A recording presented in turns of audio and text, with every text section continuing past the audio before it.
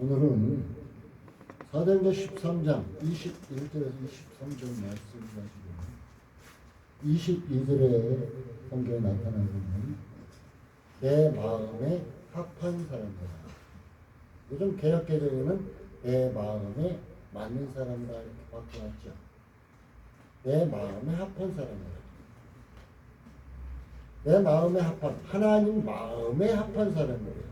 그래서 제목을 내 마음에 합한 사람이다 하고 정했습니다.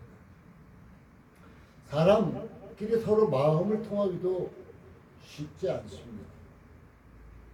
사람들끼리 조금만 뭔가 비위가 틀리면은 서로 헐뜯고하는 세상입니다. 근데 오늘 하나님께서 다윗을 평가하셨는데 내 마음에 합한 자라고 얘기해 주고 있습니다. 자, 다윗이 뭐 특별한 게 있나요? 살인자요, 간음한 자요, 이런 자였어요. 그런데 그가 특별한 것은 하나님을 사모했다는 거예요. 하나님 성전을 짓기도 간절히 원했고 하나님을 사모했다는 거예요. 하나님을 전적으로 의지했다는 거예요. 하나님은 다윗이 저지른 범죄 그것보다도 더 하나님을 사모하고 하나님을 의지하려는 그 마음을 높이 평가해 주셨다는 것입니다. 그러면서 내 마음에 합한 자라. 그리고 그 위에 내 뜻을 다 이룰 자다. 하나님의 뜻을 이룬다 하는 것은 굉장히 귀한 것입니다.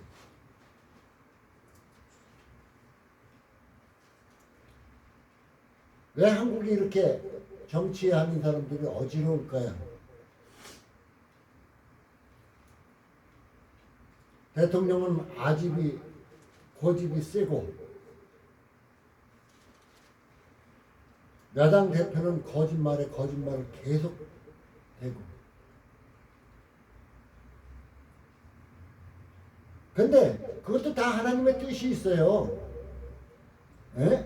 하나님의 뜻 이러겠지만 출애굽할 당시에 바로의 마음을 깜빡게 하셨던 것은 하나님이셨어요. 하나님의 이름을 나타내기 위함이었습니다. 바로 그들이 어떤 자는 아집이 세고 어떤 자는 거짓말쟁이고 이런 자들을 그들 가운데 그냥 내버려 두신 이유는 아마 우리 하나님의 자녀들에게 하나님께 기도하라고 하나님을 전적으로 더 의지하라고 네가 세상의 권력자 세상에 힘 있는 자를 의지할 것이 아니라 하나님을 의지하라 이렇게 말씀하시는 것이 아닌가 생각해 볼 수가 있다는 것입니다. 오늘 다윗은 하나님께서 내 마음에 합한 자라 내 뜻을 이룰 자라 그것은 뭐냐면은 23절에 하나님이 약속하신 대로 이 사람의 시에서 다윗의 시에서 이스라엘 위하여 구주를 세우실 곧 예수라. 예수님의 오실 길을 열었다는 거예요, 다윗이. 그러면 어떻게 창조주의 마음에 합한 사람이 되었을까요? 사람의 마음에 들기도 쉽지 않은 거예요. 지난주에 말씀이 제목이 뭐였었죠? 성숙하는 그리스도인. 이제 신앙이 성숙하면은 오늘은 거기에 더 이어서 하나님 마음에 합한 자가 되어야 되겠죠. 하나님 마음에 쏙 드는 자가. 우리가 다윗과 같을 수는 없지만 하나님의 마음이 하나님과 마음이 합한 사람 될 수 있도록 노력할 필요는 있다는 것입니다. 하나님의 뜻을 내가 이루고 나가면은 하나님과 마음에 합한 사람이 될 것입니다. 그러면 본론에 들어가서 내가 하나님과 마음이 합하려면은 어떻게 될까요? 목표를 세우십시오. 세상에 무슨 일인가 해도 목표가 분명하게 있습니다. 목표가 없는 사람은 중도 포기를 합니다. 돼도 그만, 안 돼도 그만입니다. 그리고 하나님과 마음이 합하려면 책임감 있게 행동하십시오. 어때요?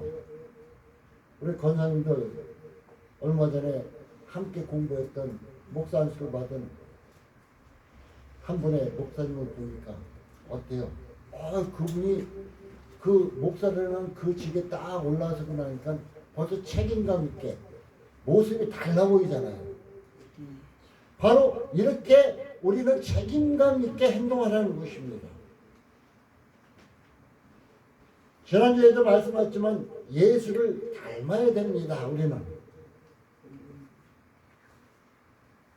왜 예수를 닮아야 되느냐?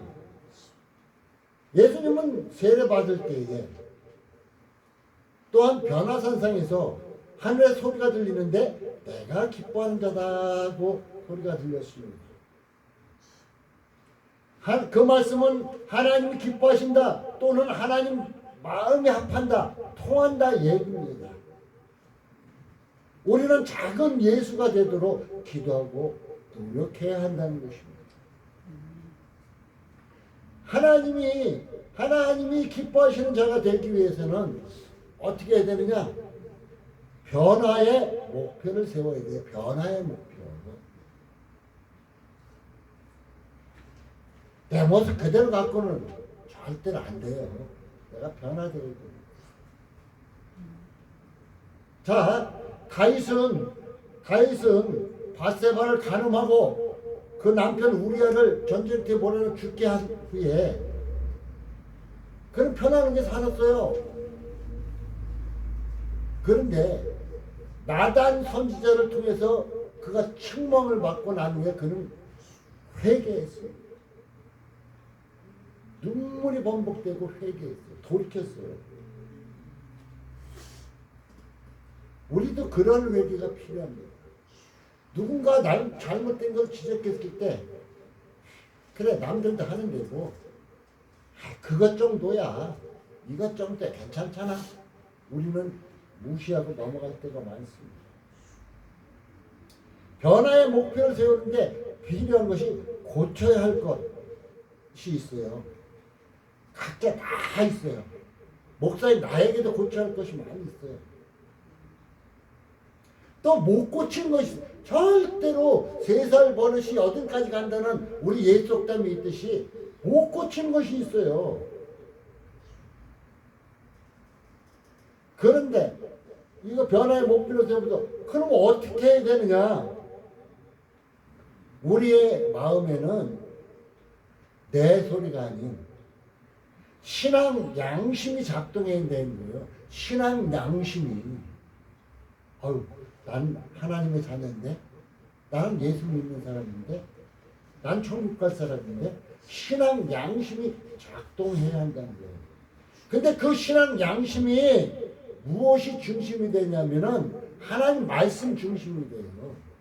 신앙 양심이라 그래서 우리는 교회에서 신앙 양심이 무엇이 중심이 되냐면 교리가 중심이 돼 있어요.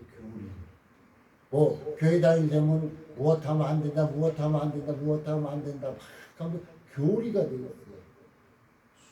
저는 그거 다 건너뛰고 하나님 말씀이 중심이 되어야 된다고 생각합니다. 교리가 중요한 게 아니에요. 장로들의 의견이 중요한 게 아니에요.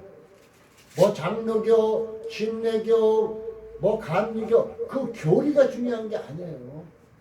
말씀 중심이 되어야 된다는 거예요. 말씀 중심으로 나의 신앙 양심이 작동하게 되면은 어떻게 될까요? 성령님이 가르쳐 줍니다. 야, 너 이거 지금 잘못하고 있어. 너 지금 가지 말아야 할 거 가고 있잖아. 너 그거 없어도 되잖아. 너 왜 욕심내는데? 야, 하지마. 야, 이거 해. 성령이 가르쳐 준다는 거예요. 성령이 말씀 중심이 됐을 때는 그 소리를 신앙 양심의 소리를 들어라. 신앙 양심으로 이 고쳐야 할 것을 고치고 해 나가야 한다는 것입니다. 내가 도저히 못 고치는 거 이거는 말씀의 능력으로 고쳐 나가게 됩니다. 나는 못 고치지만 말씀이 고쳐줍니다. 말씀이. 우리는 변화되어야만 합니다. 그러기 위해서는 하나님 마음에 합하지 못하는 것들이 있습니다. 무엇일까요? 이중적인 생각. 두 가지 생각. 이렇게 할까 이렇게. 두 가지 생각. 우리에겐 갈등이 늘 일어나죠. 그래서 변하지 못해요. 우리는 교회 봉사를 해도 기쁨으로 봉사해야 되는데 나 혼자서 뭐 가지 말까? 다른 생각이 또 들어가요. 야, 그래도 내가 하나님이 다니는데 가서 봉사해야지. 또 성령의 소리가 들려요. 또 이중적인 생각. 교회에서는 거룩한 척한데 세상에 나가서는 거룩하지 못한 사람. 이것을 말할 수가 있을 것입니다. 그리고 제일 중요한 것이 미지근한 태도예요. 신앙생활에서 미지근한 태도. 그래서 계시록에는 차든지 더욱든지 둘 중에 하나. 아마 하나님께서 나를 택하신 이유가 내가 너무 차다 그랬는가도 몰라요. 주위에서 군대 가기 전에 주위에서 예수 믿으라고. 야, 예수 믿니 내 주먹을 믿는 내 주먹. 아주 냉정하게 찼어요. 그런데 어느 한순간 하나님께서 나를 거꾸로 들이는데 어떤 사람을 뜨거운 사람을 바꿔놨어요. 차든지 더 미지근한 것은 이것도 아니고 저것도 아니라는 얘기예요. 양발을 한쪽엔 교회, 한쪽엔 세상 이렇게 양발을 들여놓고 있는 사람들이랑 똑같아요. 곧 열정이 없다는 거예요. 열정이. 예수 믿는데 열정이 없다는 것입니다. 우리는 이런 것이 미지근한 것이 잘못된 습관이 됩니다. 이 잘못된 습관 되기 전에 우리는 어떻게 해야 될까요? 디모데전서 4장 6절 8절에서는 경건에 연습하라. 경건은 하나님께 중요한 것이다. 그래서 우리는 경건에 연습을 해야 된다 얘기해 주고 있습니다. 그리고 될 수 있으면 잘못된 습관이 있죠. 잘못된 습관을 빨리 고쳐야 됩니다. 왜? 자신을 파괴해요. 나도 빨리 못 고치면 나 자신을 파괴합니다. 여러분들 똑같을 때 잘못된 습관, 잘못된 생각, 잘못된 행동 모든 것이 있다면은 그걸 고치지 못하고 그냥 내버려 두면 여러분 자신을 파괴시키는 거예요. 이것은. 또한 미지근한 태도 이것도 중요하지만 세속화가 중요합니다. 세상에 잘못된 것이 내 속에서 역사하는 것입니다. 그냥 세상 돌아가는 대로 따라가는 것입니다. 지금 국회의원들 우리나라 국회의원 300명이죠. 국회의원들의 거기 보면은 교회 다니는 사람들 많아요. 그런데 그들의 모습은 교회 안 다니는 사람보다 더 못한 모습을 나타날 때가 너무 많아요. 왜? 잘못된 것이 그 마음속에서 역사하기 때문에 그래요. 잘못된 것을 고쳐내지 못했기 때문에 그냥 세상 국회에 들어가니까 국회에 돌아가는 대로 따라가니까 그래요. 우리 주님은 어떻게 됐어요? 말해요. 마태복음 5장 13절 14절은 빛과 소금의 역할을 하라 그랬잖아요. 소금은 뭐예요? 자신이 소금 녹아야 맛을 내죠. 부패를 방지할 수.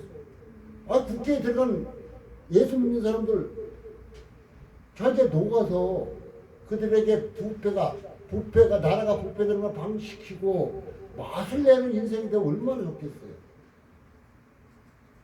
그리고 우리나라는 지금 정치하는 세력들이 보면 캄캄합니다. 앞이 하나도 안 보여요.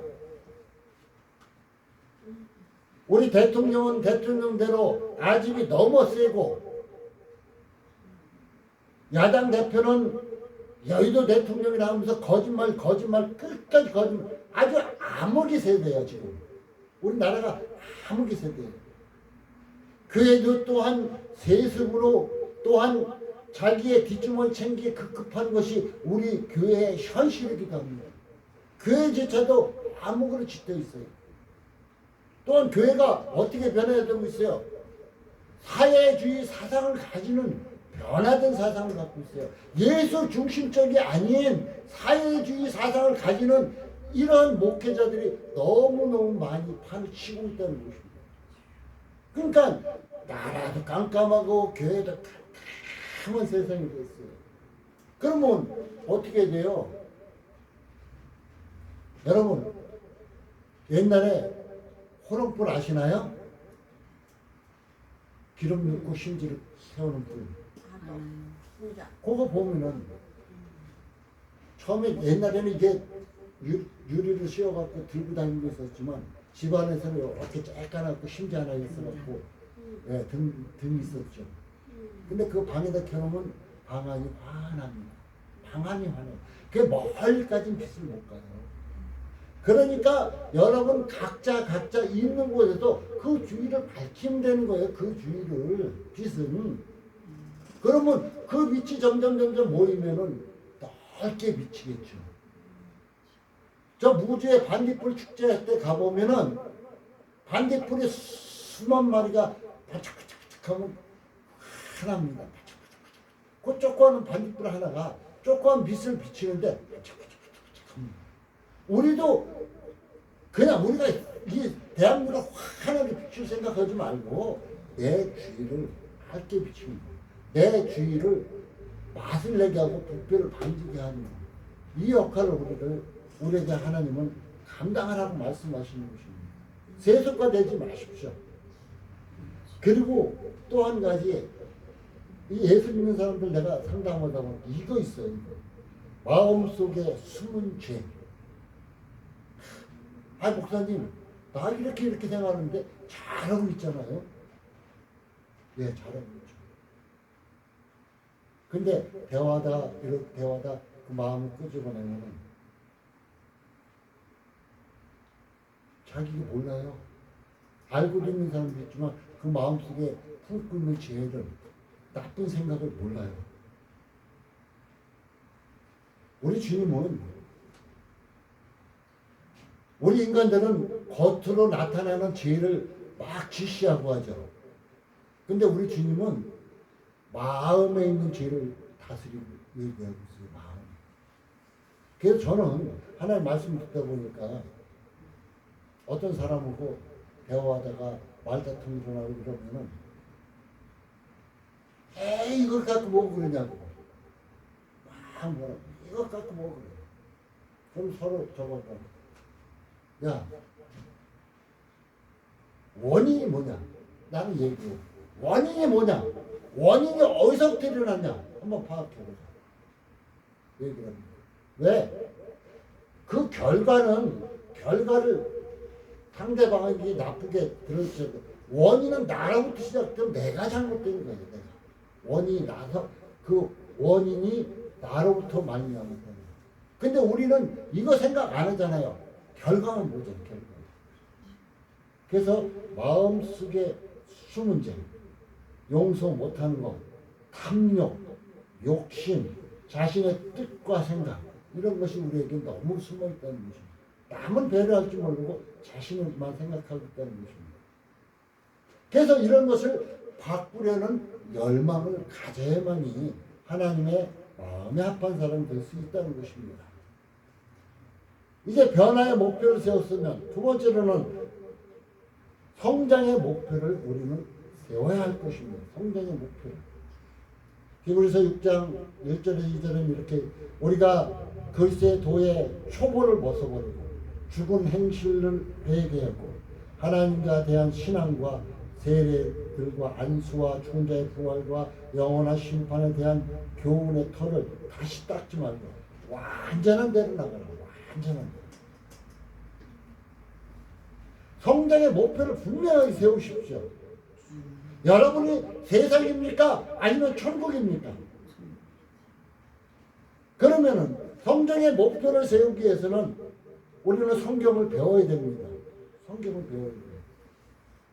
성경을 배우게 되면 믿음의 눈을 뜨게 돼 있습니다. 성경 말씀 아니고서 믿어 주야 주야 백날 외치 소용없어요. 제가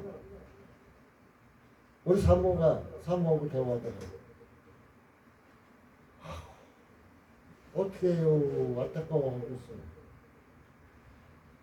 강두사까지 됐다는 분이 구약이 몇 권이고 신약이 몇 권인지 몰라요. 가슴이 더 큽니다. 그 헛웃음이 나옵니다. 성경은 모르는데도 구약 몇 거나 신약 몇 권조차도 몰라요. 그러면서 아무리 주여 주여 외치고 몇 시간 기도한다면 무슨 소용이 있어요? 변화가 안 되나 변화가. 절대로 변화가 안 되는 거예요. 그건 한마디로 성황당 가서 정한수 떠놓고 비는 거나 우리 조상들이 비는 거나 똑같아. 진정한 믿음이 형성이 안 돼 있잖아. 진정한 믿음이 형성되기 위해서는 어떻게 해요? 성경을 배우고 성경 말씀 속에서 믿음의 눈을 떠야만 합니다. 그 말씀이 뭐야? 예수님이라고 했죠. 예수 안에서 믿음의 눈을 떠야만이 온전한 성장할 수가 있어요. 믿음을 키우는데 시간을 우리는 투자해야 됩니다. 우리는 세상에 여러 가지 일을 하는데 투자 많이 하잖아요. 여자들은 내 외모를 꾸미는데, 남자들은 뭔가 성장하고 자기가 우쭐대가 어깨를 필 수 있는 이런 것을 위해서 시절을 충분히 하잖아요. 그런데 우리 예수 믿는 사람들은 믿음을 키우는데 시간을 투자해야 된다는 것입니다. 성경을 통해서 하나님을 알아가라는 것입니다. 그래서 주야로 묵상해야 된다. 시편 기자는 복 있는 사람은 하나님의 말씀을 주야로 묵상하는 자다. 그래서 저는 성경을 한두 도 읽어 몰랐어요. 10동 넘어가니까 말씀이 깨어지고 20동 넘어가니까 조금 성경이 연결되고 50동 넘어가니까 신구약이 연결되기 시작했습니다. 신구약이 연결돼요. 그리고 그 말씀이 내 속에 있으니까 바빠 성경 아예 들춰보지 못할 때도 때에 맞는 말씀을 하나님께 주시겠다고 약속했기 때문에 순간 어느 곳에 가든지 하나님의 말씀이 살아나와요. 그게 바로 주야로 묵상할 수 있는 거예요. 말씀을 키우라는 것입니다. 그래야만이 신앙 인격이 자라납니다. 신앙 인격이 자라나야만이 만나는 사람에게 기쁨과 덕을 줄 수가 있다는 것입니다. 예수 믿는다는데 상처만 계속 주고 있다 하면 안 되잖아요. 상처가. 이것을 우리는 고쳐나가. 이건 아마 못 고치는 성격이지만 말씀으로 조금씩 고쳐야 될 것입니다. 우리는 하나님 마음에 드는 자 되도록 노력하고 기도해야 할 것입니다. 그러기 위해서는 하나님이 기뻐하시는 삶을 살아라. 이렇게 성경은 말하고 있습니다. 그리고 그 다음에 헌신의 목표를 세우십시오. 하나님 앞에 내가 어떻게 헌신하고 살 것인가. 그 헌신을 하는 것은 하나님의 영광 위해서 살라는 거예요. 나 나타내기 위해서 헌신하는 것이 아니라 하나님 영광 위해서 살라는 것입니다. 그래서 고린도전서 10장 31절에 먹든지 마시든지 무엇을 하는지 하나님의 영광을 위해서 해라. 먹는 것도 마시는 것도 무엇을 하든 하나님 영광을 위해서 하라고 얘기해 주고 있습니다. 그리고 구원받은 목적을 분명히 하라는 것입니다. 여러분 구원받았습니까? 그러면 구원받은 목적을 분명히 하라는 것입니다. 이사야서 43장 21절에는 하나님 말씀이 이렇게 있어요. 이 백성은, 우리 여러분의 이름을 부르시면서 이 백성은 내가 하나님이 나를 위하여, 하나님을 위하여 지었나니, 우리는 하나님께서 지으셨는데 하나님을 위해서 지었대요. 나를 위해서 지은 것이 하나님을 위해서 지었대요. 그 이유는 나의 찬송을 부르게 하는, 하나님의 찬송을 부르게 하는. 우리는 쉽게 여기서 그냥 곡조 있는 찬송만 부를 때 이거 찬송이라고 생각하죠? 아니에요. 그냥 나가서 곡조 없더라도 하나님을 높이면서 감사합니다. 저 아름답네 하나님 뭐 하면서 이렇게 나가, 그것도 찬양이에요. 그것도 기도가 되고요. 바로 하나님의 찬송을 부르게 하기 위해서 우리를 지으셨으니까 그 목적을 우리는 이루어 드려야 된다는 것입니다. 하나님께 거룩하게 드리도록 우리는 해야 됩니다. 마음으로 찬양하십시오. 마음으로. 로마서 11장 36절에는 만물이 주의 손에 있습니다. 하나님께 영광 돌리는 것은 당연하다는 것입니다. 여러분에게 재능이 있습니다. 각자의 재능이 다 다릅니다. 각자의 재능이 다 달라요. 우리는 세상에 그냥 다짐했다가 금방 무너지는 게 많죠. 무너지는 게 많아요. 그런데 이 재능을 가지고 있는 사람은 그 재능을 발견하면 그거에 기쁨을 느껴요. 그 재능에. 어린아이들도 이제 큰 공부만 뭐 이렇게 저 좋은 데로만 대학만 보내려고 할 것이, 그 아이의 재능을 살펴서 그 아이가 재밌어하는 그 재능대로 나아갈 수 있도록 가르치는 것이 부모가 진짜 해야 할 역할입니다. 여러분에게는 하나님께서 달란트를 주셨습니다. 재능, 달란트 다 주셨어요. 여러분에게 여러분의 단점이 하나님 앞에 재능이 될 수도 있고, 여러분의 장점이 하나님 앞에 재능이 될 수도 있습니다.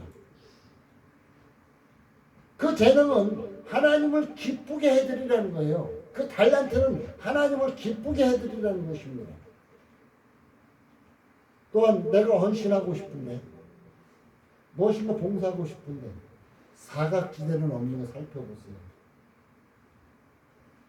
한 가지, 뭔가 한 가지는 하는데 다른 한 가지, 나에게 재능 있는데도 불구하고 이렇게 경우가 있어요. 우리는 그것을 살펴보시기 바라겠습니다. 다윗은 모든 재물을 하나님의 성전 위에서 준비하고 바쳤습니다. 다윗은 하나님의 중심적이었기 때문에 그는 살인했고 간음했지만 그의 마음은 하나님 중심적이었기 때문에 하나님 마음에 합한 사람이 되었다, 이렇게 말하고 있습니다. 결론을 맺겠습니다. 오늘 이 시간요, 한번 찾아보세요. 하나님이 기뻐하시는 것이 무엇인가? 여러분, 하나님이 기뻐하시는 것이 무엇인가? 한번 찾아보세요. 그리고 또 한편으로는 하나님이 기뻐하지 않는 나의 모습은 무엇인가? 이것은 이렇게 하니까 기뻐하시는데 이렇게 하니까 하나님이 안 기뻐하실 것 같아? 하는 것은 무엇인가? 한번 살펴보세요. 그리고 잘못된 것이 있으면 고치십시오. 성숙한 그리스도 예수를 닮아갑시다. 작은 예수가 됩시다. 사랑하는 성도님들, 올해 이제 얼마 남지 않았습니다.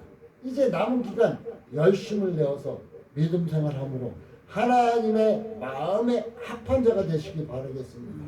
하나님을 기쁘게 하는 자 되어 하나님의 축복과 은혜 받고